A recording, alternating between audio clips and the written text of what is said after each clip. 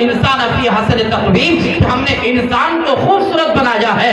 کیا ہر انسان خوبصورت ہے؟ وہ انسان جو صبح سے شام تک اپنے وجود کو گناہ میں ڈال کر رکھتا ہے، وہ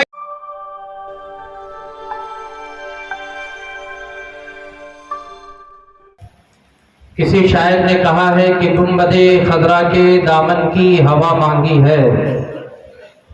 یا رسول اللہ، گنبد خضرا کے دامن کی ہوا مانگی ہے، ہم نے مرنے کی مدینے میں دعا مانگی ہے، اور زندگی مانگی کسی نے تو کسی نے جنت، ہم فقیروں نے مدینے کی قضا مانگی ہے۔ اور غالباً اسی ملک ہندوستان کے شہر الہ آباد کا ایک شاعر کہتا ہے، اپنا انداز زمانے سے جدا رکھتے ہیں، اپنا انداز زمانے سے جدا رکھتے ہیں، ہم تو محبوب بھی محبوب خدا رکھتے ہیں۔ حضرات، ہم اور آپ مل کر عقیدت اور محبت کے ساتھ اپنے آقا رحمت للعالمین، مراد المشتاقین، شفیع المذنبین، پیغمبر اعظم، لمبے لمبے ہاتھوں سے بھیک دینے والی مدنی آقا جناب احمد مجتبی محمد مصطفیٰ روح فدا صلی اللہ تعالی علیہ وسلم کی بارگاہ میں اپنی غلامی کا ثبوت دیتے ہوئے بآواز بلند درود پاک پڑھیں، اللہم صلی علی سیدنا شفیعنا نبی جناب مولانا محمد بارک وسلم، صلو علیہ صلاۃ و سلام علیک یا رسول اللہ صلی اللہ تعالی علیہ وسلم۔ حضرات، آج کی یہ محفل جس کو تبلیغ سیرت کانفرنس کا نام دیا گیا ہے، یاد رکھیں یقینی طور پر یہاں دین کی بات ہوگی، یہاں تبلیغ کی بات ہوگی، لیکن تبلیغ کس کے سامنے ہوگی، دین کی بات کس کے سامنے رکھی جائے گی، جس کو حضرت انسان کہا جاتا ہے۔ لیکن یاد رکھو مسلمانوں، انسان ہونا الگ بات ہے، لیکن انسان کے اندر انسانیت ہونا ایک الگ بات ہوا کرتی ہے۔ انسان تو بہت مل جائیں گے، لیکن انسانیت جس کے اندر ہوتی ہے وہ انسان معاشرے کے سب سے عظیم انسان کہا جاتا ہے۔ لیکن مسلمانوں یاد رکھو، آج لوگ اپنے آپ کو انسان تو کہہ لیتے ہیں، لیکن انسانیت بہت کم نظر آتی ہے۔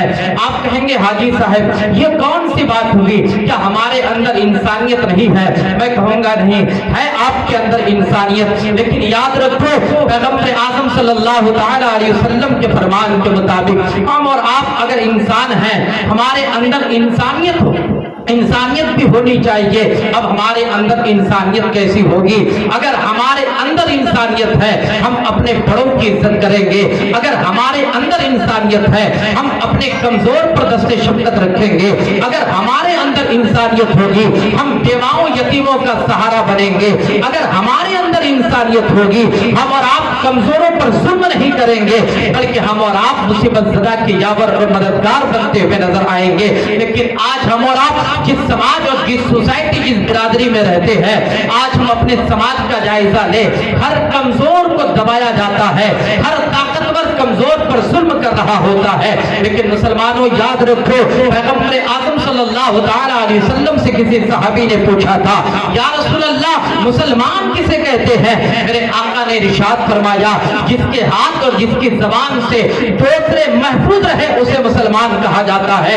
ذرا ہر انسان اپنا محاسبہ کرے، ان علماء کرام کے کہنے پر نہیں، ہمارے کہنے پر نہیں، یا کسی اور کے کہنے پر نہیں، ہر انسان اپنا جائزہ لے، کیا اس کی زبان سے کسی دوسرے کو تکلیف پہنچتی ہے؟ کیا اس کے ہاتھ سے کسی دوسرے کو تکلیف پہنچتی ہے؟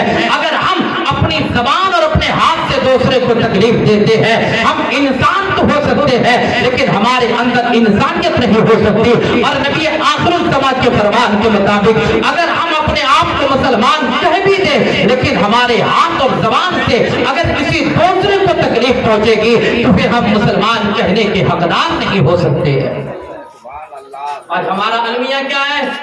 آج ہم اپنے آپ کو نام کا مسلمان کہتے ہیں۔ کتنے لوگ یہاں تشریف رکھے ہیں، ذرا ایمانداری سے سوچنا، اگر آپ میں سے کسی ایک شخص سے میں کہہ دوں کہ آپ مسلمان نہیں ہو، آپ مجھ سے لڑو گے، آپ مجھ سے جھگڑا کرو گے، تنازع کرو گے، آپ لڑائی پر اتر آؤ گے۔ لیکن مسلمانوں ذرا جائزہ لو، یہ دنیا کے رجسٹر میں اپنے آپ کو مسلمان کہنے سے ہمارے لیے کوئی کامیابی نہیں ہے۔ ایک انسان کے لیے کامیابی، ایک مسلمان کے لیے کامیابی یہ ہے کہ اس کا نام اللہ کے رجسٹر میں مسلمان ہو جائے۔ اور اللہ کے رجسٹر میں مسلمان کب ہوگا؟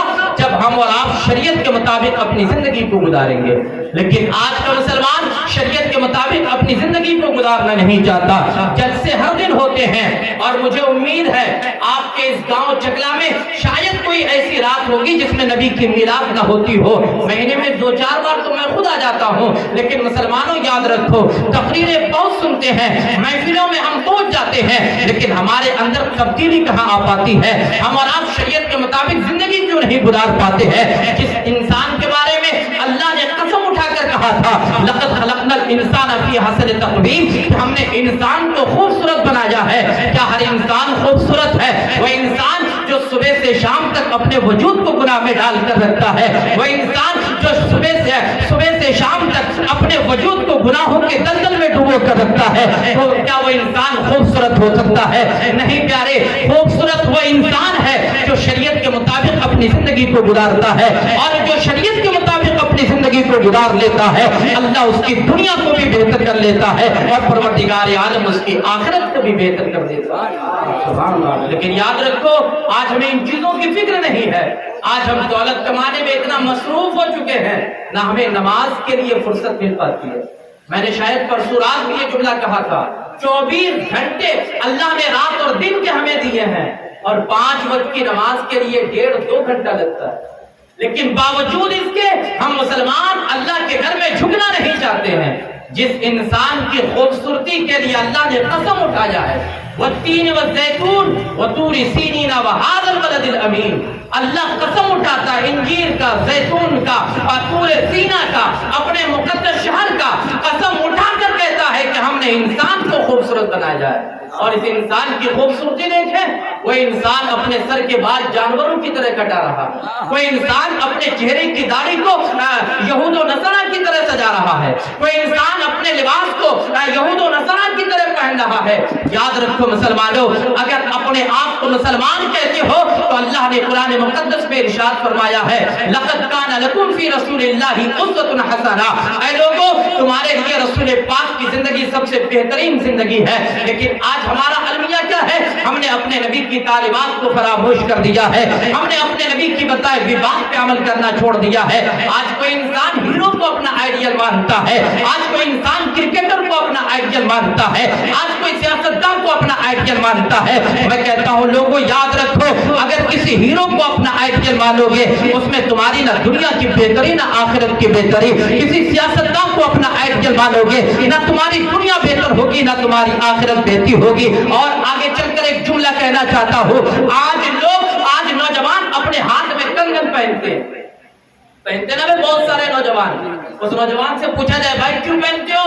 अल्लाह हीरो ने पहना है इसीलिए हम पहन रहे हैं। भाई बताओ, अगर उस कंगन पहनने से तुझे इज्जत मिले, दौलत मिले, या तुझे तेरे लिए कोई बड़ा मकाम तुझे हासिल हो जाए, तो बताओ ये उलमाए किराम भी आगे बढ़ के उसको अपने हाथों में लगा दे। लेकिन याद रखो उससे कोई फायदा नहीं है, बल्कि मन तशब्बहा बिक़ौमिन फहुवा मिनहुम, ये दूसरों का तरीका है। और नबी फरमाते हैं जो जिस कौम की मुशाबहत करता है बरोज़े क़यामत उसका हश्र उसी के साथ होगा। तुम जन्नत में जाना चाहते हो और कहते हो हम जन्नती हैं, जन्नत में जाएंगे, और काम यहूदों और नसरानियों का कर रहे हो। याद रखो जो जिस कौम की मुशाबहत वाला काम करता है रोज़े क़यामत अल्लाह उसका हश्र उसी के साथ करेगा। अगर तुम और नौजवान कहते हैं फला हीरो ने अपने हाथ में कंगन डाला है, मैंने अपने हाथ में कंगन डाल दिया। अभी कई साल पहले IPL का एक मैच चल रहा था, मैंने एक नौजवान को देखा जिसने अपने कान को छिदाया हुआ था। मैंने उस नौजवान को बुलाया, भाई जरा ये बताओ, ये कान छिदाना तो औरतों के लिए था, तुम मर्द होकर कान क्यों छिदाते हो? उसने कहा मौलाना IPL का सीजन है, फला क्रिकेटर ने अपने कान को छिदाया है, उसी को हम अपना आइडियल मानकर कान छिदाते हैं। हद हो गई। आज से 3 रोज पहले गालिबन 17 तारीख को मड़वा टोली में एक शादी थी। जब मैं वहां भोज खाने के लिए गया, एक केटर था मेरे करीब, एक लड़का बैठा था। मैंने उस केटर के सर के बाल देखे, कसम खुदा की लोगों, पूरा सर गंजा और आगे छज्जी के स्टाइल का थोड़ा बाल लगा हुआ है, और फिर वो अपने आप को मुसलमान कह रहा था कि हम मुसलमान हैं। याद रखो अगर तुम, और फिर हमने अपने छोटे छोटे बच्चों को भी बिगाड़ दिया। अभी छोटे बच्चों के सर पे देखे अजब स्टाइल का बाल बना रहता है, तो ये क्या है बाबू? कहेगा इस कट का नाम मुर्गा कट है। जरा सोचो, इंसान का बच्चा है, नबी की उम्मत अपने आप को کہتا ہے کہ ہم نبی کی امت ہے اور اپنے سر میں جانوروں کے اسٹائل کا بال لگتا ہے.